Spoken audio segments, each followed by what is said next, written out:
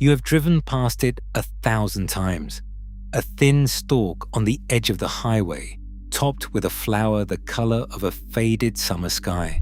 Most people call it a weed. They mow it, they poison it, they never think about it again. But that little flower once brought an empire to its knees. It kept a starving nation alive through the worst war in its history. And then, when the fighting stopped and the money came back, someone made a decision to erase it, not with a law, with something far more powerful. This is the story of Chicory, the free coffee that grew in every ditch in America, and the quiet campaign that convinced an entire country to be ashamed of it. To understand why anyone would want to bury a plant, you first have to understand what this plant can do. Chicory is a perennial. You do not plant it every spring. You plant it once, and it comes back on its own, year after year, asking for nothing. Its taproot drives deep into hard, broken ground that would kill a softer plant, pulling up minerals from places other roots never reach. Above ground, the flower keeps time. It opens at dawn and closes by noon, so precisely that the great botanist Carl Linnaeus placed it in his famous flower clock, a garden designed to tell the hour by which blossoms were open. For thousands of years, people did not see a nuisance. They saw medicine, they saw food, and they saw something even more valuable. They saw a way to break free, but to understand how, we have to travel back to a time when a single cup of a dark, bitter drink was worth more than a working man earned in a day. Long before it ever touched a coffee cup, chicory was medicine. The ancient Egyptians used it for ailments of the liver and the blood. Roman writers recorded it in their gardens and on their plates, boiling the bitter leaves and roasting the root. For most of human history, it was simply useful, a common plant for common people, and nobody thought to fear it. Then, in the 1600s, everything changed, and it changed because of coffee. When coffee arrived in Europe from the Arab world, it did not arrive as a drink. It arrived as an obsession. It fueled the cafes where revolutions were argued into existence. It sharpened the minds of merchants and clerks and kings. And it drained gold out of every country that drank it, because the beans could only be grown far away, in tropical colonies, and every single sip had to be imported at staggering cost. Rulers watched their national wealth pour overseas one cup at a time, and at least one of them decided to fight back. In the 1770s, Frederick the Great of Prussia issued a stunning declaration. He attacked coffee directly, urging his people to abandon it and go back to beer, and he moved to control who was even permitted to roast it. His reasons had nothing to do with health. They were about money. Every coin spent on foreign coffee was a coin that left his kingdom and never returned.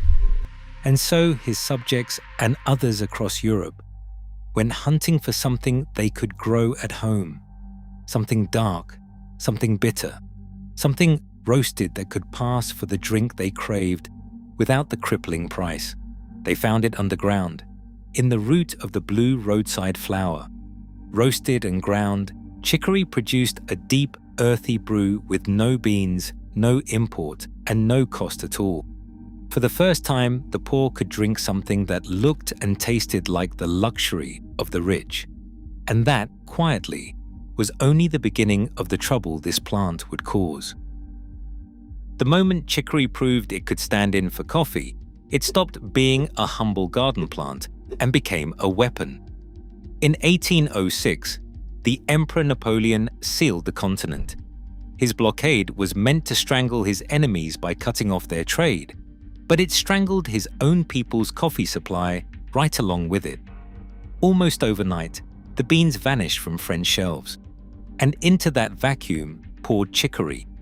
Farmers planted whole fields of it. Factories rose to roast and grind the root by the ton. An entire industry was born out of scarcity, and something unexpected was born with it: a taste. A generation of French drinkers grew up on coffee cut with chicory, and many of them came to prefer it, to love the heavier, almost chocolate note the root gave the cup. When the blockade finally lifted and real coffee flooded back, they did not drop their chicory. They kept blending it in on purpose. And that preference crossed an ocean. French colonists carried it to a humid port city called New Orleans, and there it waited, a quiet local habit in one corner of America, until history handed it the largest stage it would ever have. In 1861, the United States tore itself apart, and when the Union Navy threw a blockade around the southern coast, it did to the Confederacy exactly what Napoleon had done to Europe. The ports closed, the ships stopped, and coffee, which soldiers craved almost more than food itself, simply ran out across the entire South. To a Civil War soldier, a ration of coffee was worth more than tobacco, more than sugar, sometimes more than a decent meal, and now there was none. Confederate troops grew desperate enough to brew almost anything. They roasted acorns, they ground dried sweet potatoes and okra seeds and the roots of the common dandelion. But the one substitute that truly worked, the one that actually tasted close, was chicory.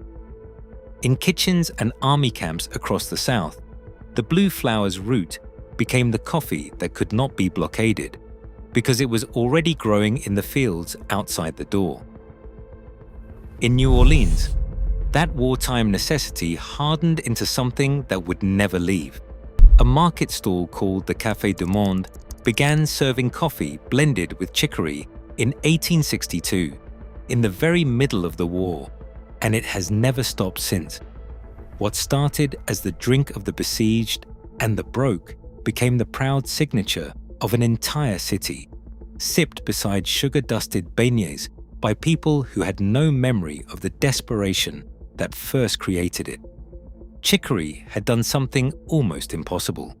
It had turned poverty into culture, hardship into heritage. And that, strangely, is the exact thing that sealed its fate.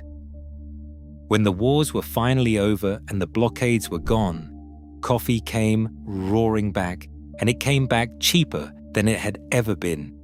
New shipping routes and vast new plantations drove the price of beans down and down, until the thing that had once been a luxury of kings could sit in the cupboard of nearly any household. And that created a problem, not for the people drinking it, but for the people selling it. When coffee was rare and expensive, chicory was a gift. When coffee was cheap and everywhere, chicory became a threat, because every cup stretched with the free route was a cup of beans that no company got to sell. So the story of chicory was quietly rewritten. The same plant that had saved a continent and carried a nation through its darkest years was recast as an insult, a cheat, a mark of hardship. It became the poor man's coffee, a phrase that dripped with shame. Grocers and coffee brands began stamping their product 100% pure, and they meant it as an accusation. Pure meant no chicory. Pure meant you could finally afford the real thing.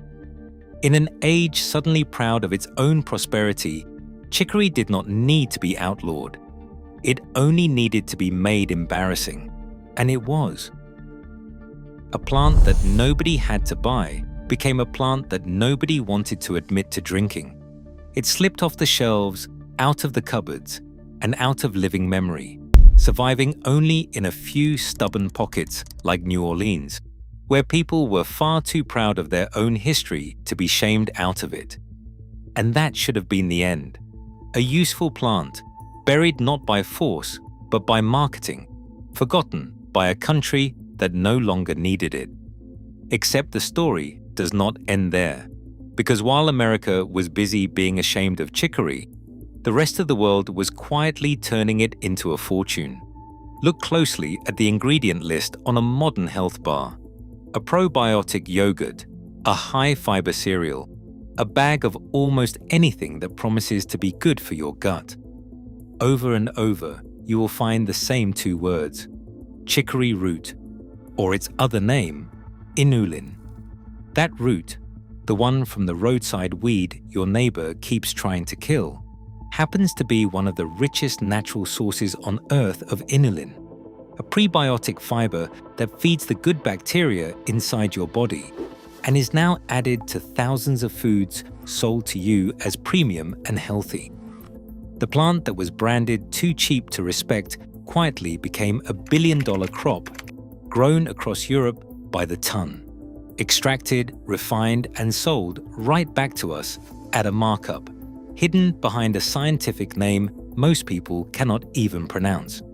And there is one final twist.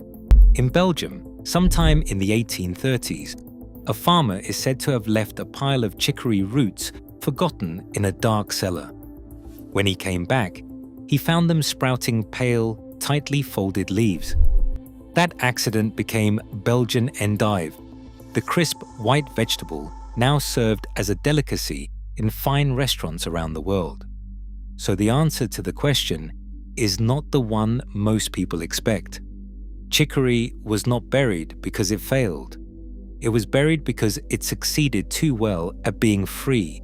It asked for no money. It grew in every ditch.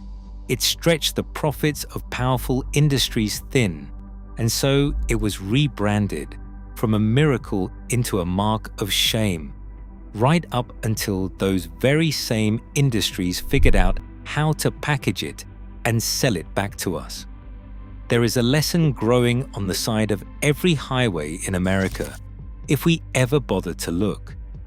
We have been trained carefully and for a very long time to value whatever is scarce and packaged and expensive, and to ignore whatever is common and free and growing at our feet.